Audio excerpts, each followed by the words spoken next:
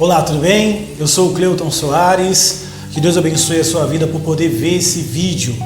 E eu quero compartilhar com você algum trecho da Palavra de Deus, intercalando um pouco sobre algumas histórias da minha vida, tanto do âmbito pessoal como do âmbito social, dos trabalhos que nós realizamos, e trazer com essas experiências uma palavra para a sua meditação. O tema desse quadro sempre será: não voltará vazia, tá certo? Bom, eu quero falar com você sobre o meu primeiro dia de aula. Sabe quando aconteceu isso? Meu primeiro dia de aula aconteceu no 1989, eu tinha 7 anos. É interessante que o meu pai e minha mãe, eles ficavam viajando entre Minas Gerais e São Paulo, sempre. Eles estavam sempre em viagem, Minas, São Paulo. E eu e meu irmão, devido a essas constantes viagens, meu pai arrumava emprego em Minas, a gente ia para Minas. Dava errado, voltava para São Paulo, e assim foi. E devido a essas viagens, nós não fizemos, eu não tive a oportunidade, por exemplo, de ir numa creche, de participar de um prezinho. A minha primeira experiência em sala de aula foi justamente na primeira série. Eu não tive essa oportunidade. Pensa na minha empolgação, 7 anos de idade, primeiro dia de aula. Eu me lembro que minha mãe comprou ali os materiais, a minha mochila, eu ficava olhando aqueles cadernos, os caderninhos ali, o lápis, a borracha, o apontadorzinho que caía lá, a madeirinha dentro do recipiente. Puxa, uma empolgação tremenda. Eu estava ansioso por aquele dia. Aquele domingo que antecedia a segunda-feira, onde seria o meu primeiro dia de aula. Aquele domingo eu quase não brinquei e pior, quase não dormi de tanta ansiedade. Era um momento único para mim. Lembro-me de ter colocado ali a minha meia, deixado toda a roupinha ali pronta, a meia dentro já do meu conga. Um conga, já sei. Você não sabe o que é um conga, né? Conga é isso aqui, meu queridão. Isso é um conga. Eu estava ali, com a minha meinha ali, tudo pronta para o meu primeiro dia de aula. Eu morava no Sapopema nessa época. Sapopema é um bairro ali do Eldorado, muito conhecido aqui. E eu estudei na escola José Martins. José Martins foi a minha primeira escola. Essa era a escola. Eu via ela da minha casa e ficava olhando no domingo empolgado, o momento que eu ia subir aquela ladeira e entrar por essas escadas no meu primeiro dia de aula. Pois bem, esse dia chegou.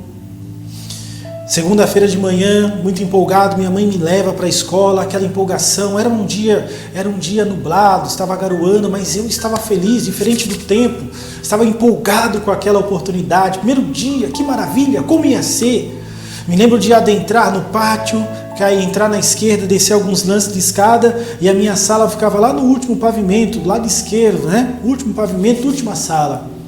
Sentei na primeira cadeira. Lembro-me que me sentei no meio e no meio da sala, primeira, segunda, terceira, quarta fileira, eu sentei na terceira, bem no meio, e no primeiro da fila. Minha mãe se despediu de mim, e quando eu olhei para o lado, vi aquele monte de crianças, me deu uma crise de choro. Olhei e percebi que não conhecia ninguém. Percebi que tinha muita gente ali, a criançada já estava conversando. Aquela amplitude de local, aquele local amplo, era tudo novidade para mim. E como num passe de mágica, toda aquela minha empolgação, toda aquela minha alegria se transformou em aflição, medo. E se transformou em vasto medo. Meu coração ficou angustiado, me deu uma crise de choro, medo do desconhecido. Saí da sala, corri atrás da minha mãe, já não era tarde demais, ela já tinha ido embora, e eu só me vi na única situação de voltar para a sala e encarar aquilo. Como mudou tão rápido? Em menos de 24 horas, toda aquela minha empolgação de estar estudando, de ir para a escola, agora se transformava em um tremendo medo e uma tremenda aflição. Mas é justamente nesse ambiente de aula que eu quero tirar algumas lições. Aquele meu primeiro dia de aula, meu primeiro dia me trouxe alguns medos, mas eu não sabia e eu percebi depois com o tempo que esse frio na barriga, esse medo do desconhecido, e por que não chegar até aflitivo, ele ia se repetir por muitas vezes na própria sala de aula. Eu me lembro que nós tínhamos um terror. E como é que isso acontecia? Simples. Quando a professora, depois de passar a matéria, me lembro da minha primeira professora, a professora Maria da Paz, a minha primeira professora. Lembro quando ela passava ali a matéria e ela chegava, depois de ter passado ali algumas semanas passando aquela lição, ela falava assim: escuta, estudem, porque semana que vem teremos uma prova. Ah, menina. Quando falava essa palavrinha, prova, aquela mesma aflição, aquele mesmo medo vinha. Porque passava várias coisas na cabeça, pensando o seguinte: como eu vou estar? Será que vai dar certo? Será que eu vou passar? Será que eu vou estudar o suficiente? Havia naquela época aquela questão de quando você não tirava nota boa, você repetia de ano. Começava aquele murmurinho dentro da sala e voltava novamente o medo do desconhecido, o medo do que vai acontecer e aquele medo, aquela pequena aflição sobre saber que nota você vai tirar. Isso se repetiu várias vezes em sala de aula. Conversando com uma amiga que congrega comigo na mesma igreja, a igreja da família, a Lucinete, sempre troco o nome dela, mas a Lucinete, ela trabalha na Secretaria também de Educação há muitos anos, e ela me explicou, um dia liguei para ela, antes de gravar essa mensagem, liguei para ela para tirar essa dúvida. Por que mudou? Antes chamava prova, e quando eu falava prova, a gente já ficava já com o cabelo em pé, aflito, com medo. E ela falou que mudou para o nome avaliação porque há uma outra maneira de enxergar. Agora faz uma avaliação daquilo que o aluno efetivamente aprendeu. Ele não precisa responder exatamente como o professor espera. Da forma que ele responde, o professor já consegue fazer uma avaliação se ele entendeu o conteúdo da matéria. Mas enfim, na minha época era prova. E era terrível. Era um medo tremendo. E sabe o que a gente aprendeu? Sabe o que eu aprendi? E é isso que eu quero trazer para você. Depois do meu primeiro dia de aula, que eu venci aquele medo, veio outros medos, outros desconhecidos, outras situações que me davam aflição. E uma delas era a questão da prova. Mas o que eu aprendi na sala de aula foi que toda vez que a gente fazia uma prova, toda vez que a gente passava por uma avaliação, algumas semanas, alguns meses depois, nós íamos enfrentar outra. E detalhe, maior do que a anterior. É sobre isso que eu quero falar. Às vezes as pessoas perguntam, no momento de dificuldade, no momento de aflição, no momento de uma prova, as pessoas se perguntam, talvez você que está me assistindo pergunta, quando isso vai acabar?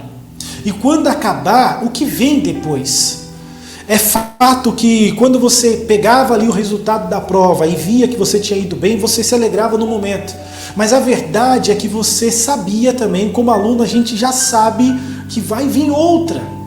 E nós, como cristãos, nós olhamos muitas vezes essa situação e pensamos, estamos agora enfrentando uma pandemia. E a pergunta que muitos fazem, cada dia nós ficamos lá pensando, como vai ser pós-pandemia? O que virá depois?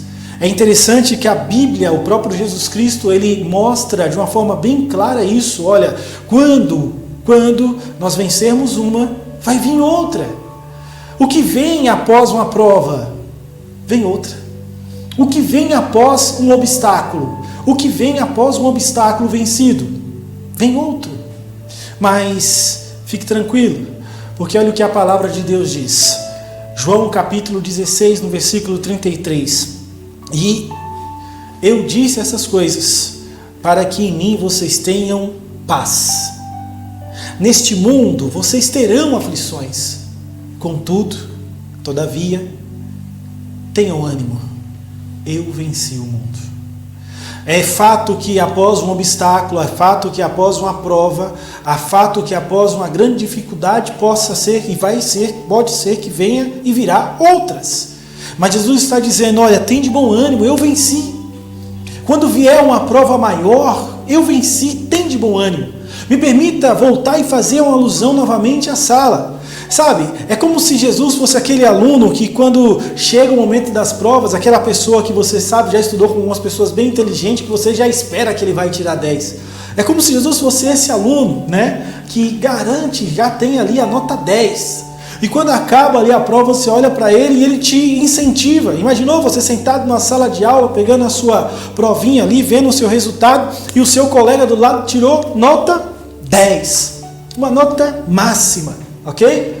E ele olha para você, agora pensa comigo, é como se ele olhasse para você e falasse, escuta, eu estou na mesma sala que você, eu copiei as mesmas lições da lousa, eu uso o mesmo caderno, eu uso caneta e lápis e borracha como você, o meu material é o mesmo que você.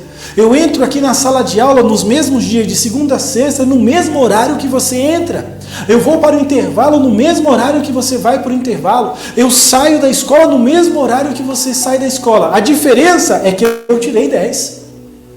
E é como se esse aluno dissesse o seguinte, olha, se eu conseguir tirar 10, você também consegue.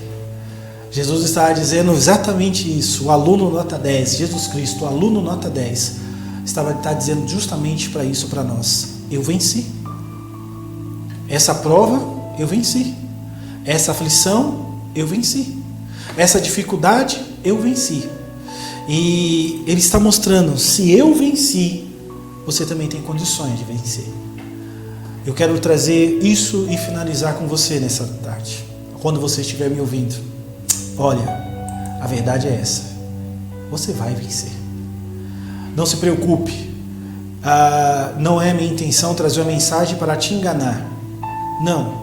Quando nós passarmos por uma prova, quando nós enfrentarmos e vencermos um obstáculo, é bem provável e bem certo que nós vamos ter outro à frente. Mas tem de bom ânimo. Jesus venceu e você também vai vencer. Tá certo? Tem de bom ânimo, não desista. Se ele venceu e venceu, ele também vai te ajudar a vencer. Que Deus abençoe a sua vida.